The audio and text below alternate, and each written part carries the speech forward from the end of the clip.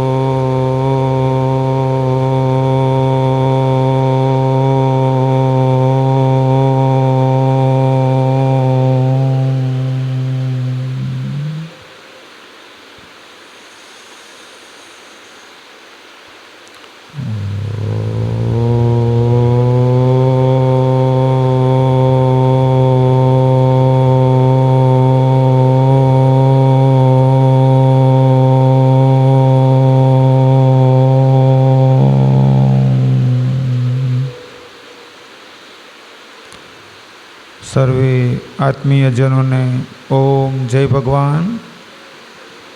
મારો અવાજ ચોખ્ખો સંભળાઈ રહ્યો છે ભાઈ કે ઇકો વધારે લાગે છે?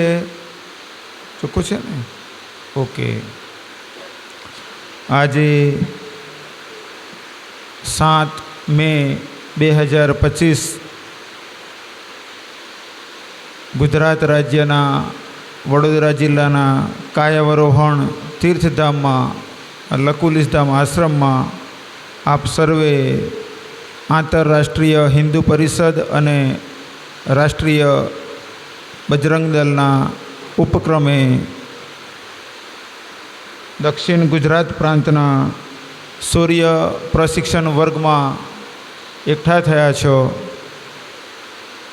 ત્યારે ભગવાનને પ્રાર્થના કરું છું કે આપણા સનાતન ધર્મ, આપણા હિન્દુત્વ, આપણી ભારત માતા,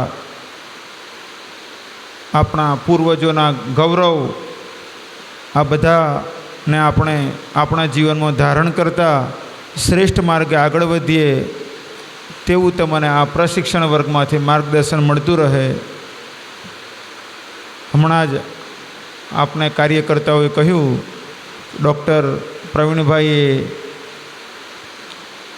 આ મહાયજ્ઞનો શુભારંભ કરી આંતરરાષ્ટ્રીય હિન્દુ પરિષદ અને રાષ્ટ્રીય બજરંગ દળ જેવી સંસ્થાઓ દ્વારા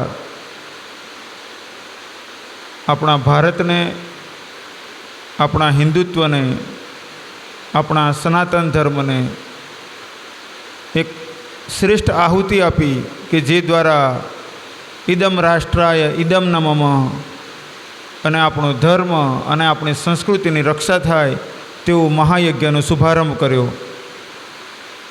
મને આજે ઘણી પ્રસન્નતા છે કે માધ્યમ કોઈ પણ હોય, વ્યવસ્થાઓ જે પણ હોય, પરંતુ જે પણ રીતે આપણે આપણો ધર્મ, આપણી સંસ્કૃતિ, આપણું હિન્દુત્વ, આપણું રાષ્ટ્ર માટે આપણે કંઈક શીખીએ અને કાર્ય કરીએ। સનાતન ધર્મમાં મુખ્ય ત્રિશક્તિની આરાધના કહેવામાં આવી છે। કેટલી શક્તિ બાળકો? ત્રિશક્તિ। કેટલી શક્તિ? સનાતન ધર્મમાં મુખ્ય ત્રિશક્તિ છે। ત્રિશક્તિ કઈ કઈ? સરસ્વતી, લક્ષ્મી, કાલી। ત્રિશક્તિ કઈ કઈ? તો આપણા સનાતન ધર્મમાં મુખ્ય ત્રિશક્તિની આરાધના છે। સરસ્વતી એટલે જ્ઞાન, સરસ્વતી એટલે જ્ઞાન, લક્ષ્મી એટલે ઐશ્વર્ય, લક્ષ્મી એટલે ઐશ્વર્ય એટલે સુખ, સંપત્તિ, સુવિધા, વ્યવસ્થાઓ, ધન, આ બધું તેમાં આવી ગયું, સદગુણ પણ તેમાં આવી ગયા। અને કાલી એટલે બળ, કાલી એટલે આ 3 શક્તિઓ આપણે જોઈએ। સરસ્વતી એટલે જ્ઞાન, લક્ષ્મી એટલે ઐશ્વર્ય અને કાલી એટલે બળ, આ 3 શક્તિઓ આપણે જોઈએ। જો આ 3 શક્તિમાંથી એકની કમી થાય તો જેમ રિક્ષાના 3 પૈડા હોય અને એક પૈડુંમાં પંક્ચર થાય તો શું થાય? રિક્ષા ચાલે આગળ? ન ચાલે, ડગમગાય। તેમ આપણા જીવન પણ આ 3 સ્તંભ પર છે. આપણું જીવન તેમાંથી એકમાં કમી થાય તો પણ જીવનમાં મુશ્કેલી થાય. સરસ્વતીની પ્રાપ્તિ માટે આપણા શાસ્ત્રોએ શું કહ્યું? ગુરુકુળ પરંપરા, કે ગુરુના ગૃહે રહેવું અને ત્યાં વિદ્યાભ્યાસ કરવો. બીજું સરસ્વતીની આરાધના માટે કહ્યું શાસ્ત્રોનું અધ્યયન, ચિંતન મનન કરવું. અને સરસ્વતીની પ્રાપ્તિનો ત્રીજો રસ્તો છે આપણા વડીલો, આપણા અનુભવી મહાપુરુષો, તેમના માર્ગદર્શનમાં આપણે જ્ઞાન પ્રાપ્ત કરવું. પરંતુ જો આપણે ગુરુકુળમાં નથી જતા, જો આપણા શાસ્ત્રોનું વાંચન નથી કરતા, આપણા તે વડીલો કે જેઓ આ બધાનો અનુભવી છે, જેમને પરિસ્થિતિઓને જોઈ છે, જાણે છે, અને તેમનું માર્ગદર્શન નથી લેતા, તો આપણે સરસ્વતીમાં ક્યાંક ચૂકી જઈએ છીએ. સરસ્વતીના 2 પ્રકારે આપણે લાભ લેવાનો હોય છે. એક સરસ્વતીનો લાભ છે આપણું શાસ્ત્રોનું જ્ઞાન, આપણા ધર્મનું જ્ઞાન, આપણી પરંપરાઓનું જ્ઞાન, આપણા ઇતિહાસનું જ્ઞાન. અને સરસ્વતીનો બીજો લાભ છે કે કેવી રીતે આપણો જીવન વ્યવહાર ચલાવવો. ધન પ્રાપ્ત કરવા માટે પણ સરસ્વતીનો રસ્તો તો જોઈએ ને. તમે શાળામાં ભણો છો, ડૉક્ટર બનો, પ્રોફેસર બનો, એન્જિનિયર બનો કે સુથાર બનો, પછી ફેબ્રિકેશનનું કામ કરો, ઇલેક્ટ્રિશિયનનું કામ કરો, પણ તેમાં સરસ્વતી તો જોઈએ. એટલે સરસ્વતી એટલે શાસ્ત્રોનું જ્ઞાન, ધર્મનું જ્ઞાન અને બીજું વ્યવહાર ચલાવવા માટેનું જ્ઞાન. તો આપણે બંને પ્રકારે સરસ્વતીનું જીવનમાં ધારણ કરવી જોઈએ.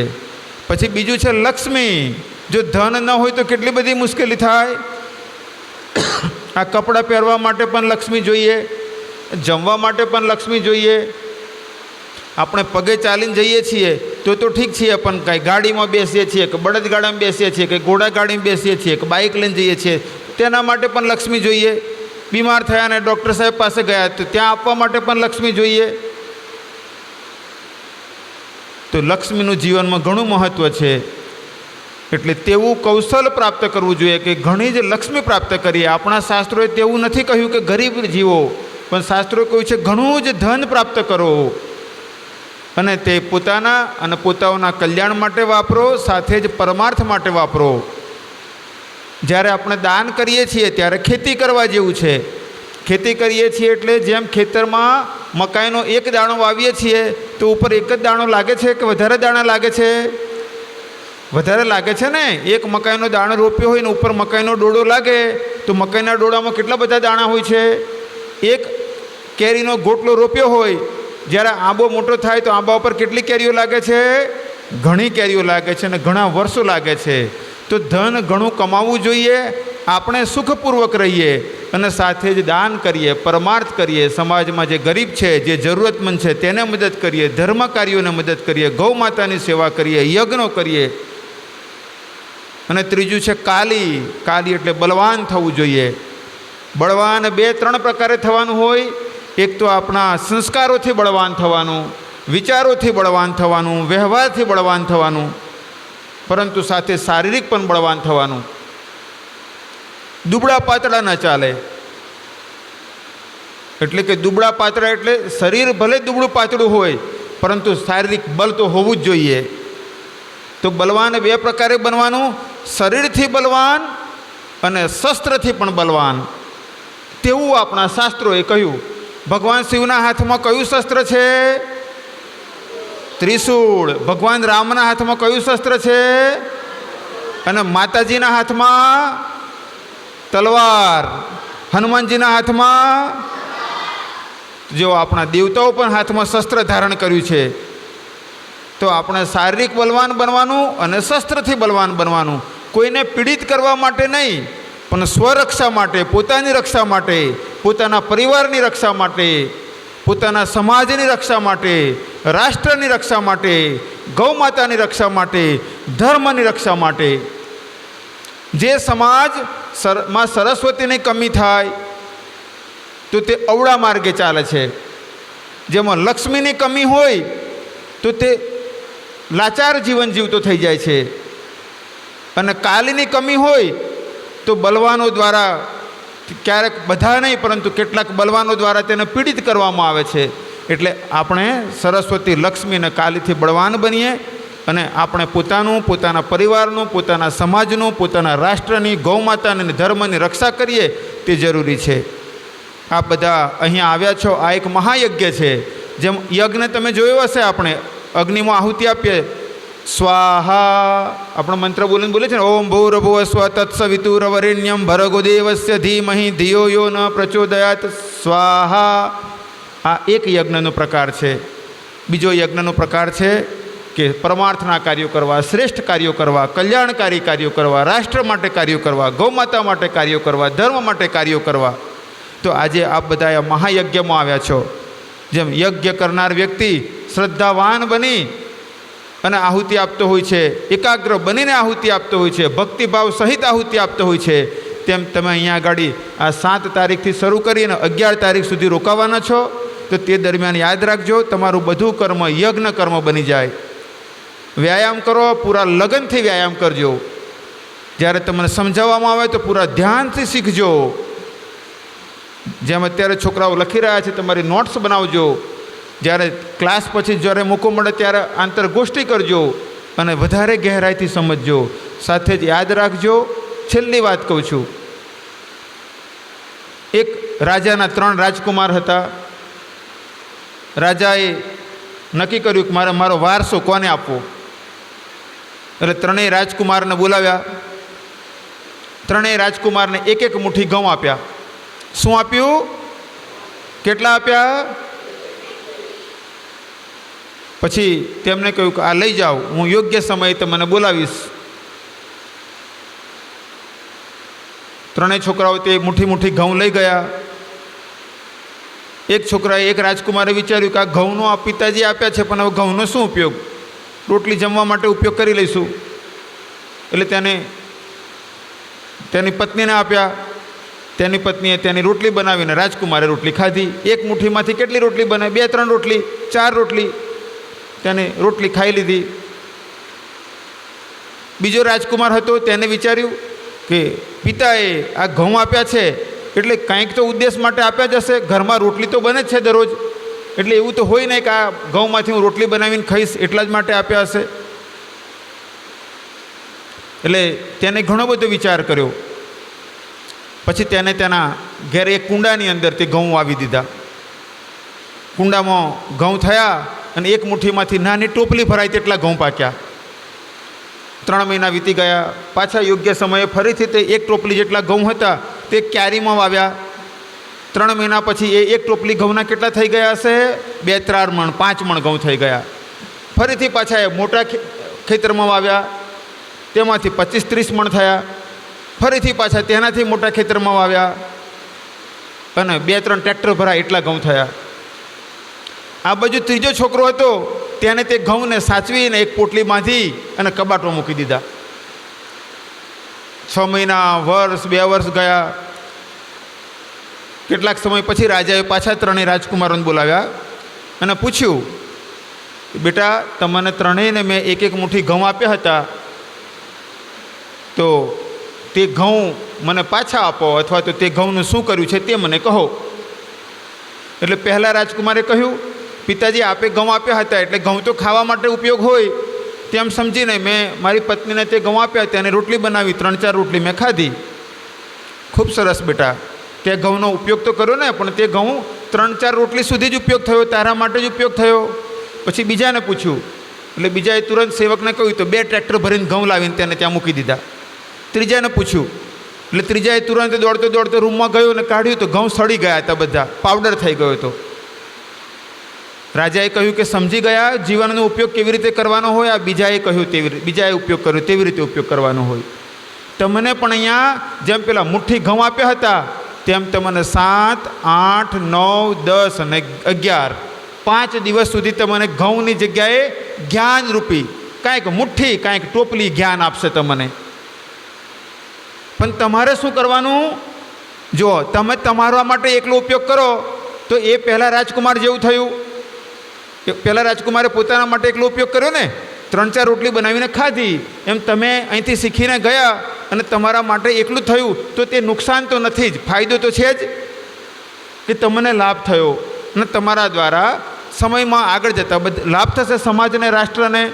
પરંતુ આપણે બીજા રાજકુમાર જેવું કરવાનું કે તમને જે આપ્યું, મુઠ્ઠી ટોપલી તગારી ભરીને જેમ ઘઉં આપ્યા હોય તેમ જ્ઞાન આપ્યું, તમને કાંઈક શીખવાડ્યું, પછી તમારે ઘરે જઈને તમારા 2 મિત્રોને શીખવાડવાનું, પછી 2 મિત્રોના 4 મિત્રો 5 મિત્રો કરવાના, 5 મિત્રોના 25 મિત્રો થાય, 25ના 500 થાય, અને ધીરે ધીરે એક દિવસ જેમ ચાણક્ય હતો એકલો નીકળ્યો હતો, હું ભારતને એક કરીશ, અને એકલા નીકળેલા ચાણક્યએ ભારતને સંગઠિત કરીને એક કરી દીધો. ભગવાન રામનો આપણે જે જયકાર કર્યો, ભગવાન રામે શું કાર્ય કર્યું? અનેકો કાર્યો કર્યા. તેમાંથી એક કાર્ય હતું કે અમીર, ગરીબ, લાચાર, પીડિત બધાને ભેગા કર્યા, તેમને બધાને સમજાવ્યા, બધાને ટ્રેનિંગ આપી અને મોટું સૈન્ય તૈયાર કર્યું અને રાવણને હરાવી દીધો.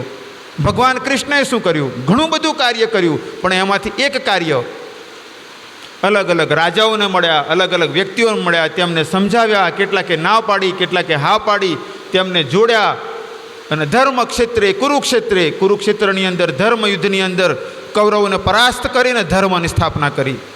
તમે બધા પણ અહીં શીખવા માટે આવ્યા છો, લગનથી શીખજો અને પ્રયત્ન કરજો કે જે શીખો છો તે આગળ વધારનારા બનજો. આ 5 દિવસ દરમિયાન અહીંયા આશ્રમમાં જે પણ વ્યવસ્થાઓની જરૂર હોય બધા કાર્યકર્તાઓને આપ અમને કહેજો, અમારાથી બનતું બધો પ્રયત્ન કરીશું. આ વરસાદી માહોલ છે, કંઈક ટ્રેનિંગ માટે જરૂર પડે તો એવું કરી શકો છો કે અહીંયા તમે ગાદલા પાથરી દો, તો જેમ મેદાનની અંદર આપણે એટલે પ્રયોગ કરતો એક વાગે નહીં, તો આપણી પાસે કેટલાક એવા પણ ગાદલા છે પતલા કે જે અહીં તમે પાથરી દો, અહીંયા પણ શૈક્ષણિક વર્ક, શૌર્ય વર્ક કરી શકો છો. અંતમાં ભગવાનને હું પ્રાર્થના કરું છું કે વિશેષ તો પ્રવીણભાઈને કે જેમને એક મહાયજ્ઞનું આ નેતૃત્વ કરતા એવું આયોજન કર્યું કે અહીંયા દૂર દરાજના ગામો સુધીના બાળકો પણ આ લાભ લઈ રહ્યા છે. અને આ વિશેષ તો હું આ કાર્યકર્તાઓ જેમને જોઈ રહ્યો છું કેટલાય દિવસથી સતત પ્રયત્ન કરી રહ્યા છે, તે બધાને, આ બાળકોને અને આ મહાયજ્ઞમાં પ્રત્યક્ષ પરોક્ષ રૂપે જે પણ જોડાયા છે તે બધાને ભગવાનના આશીર્વાદ પ્રાપ્ત થાય, બધા ઉત્તમ રીતે કાર્ય કરી શકો, સ્વસ્થ સુખી જીવન જીવતા પોતે ધર્મ માટે, હિન્દુત્વ માટે, પરમાર્થ માટે ઉત્તમ કાર્ય કરી શકો, તેવા ભગવાનના આશીર્વાદ આપ બધાને પ્રાપ્ત થાય તેવી પ્રાર્થના સાથે સર્વેને આશીર્વાદ. ઓમ ઓમ સર્વેનું મંગલ હો, સર્વેનું મંગલ હો, સર્વેનું મંગલ હો. ઓમ જય ભગવાન.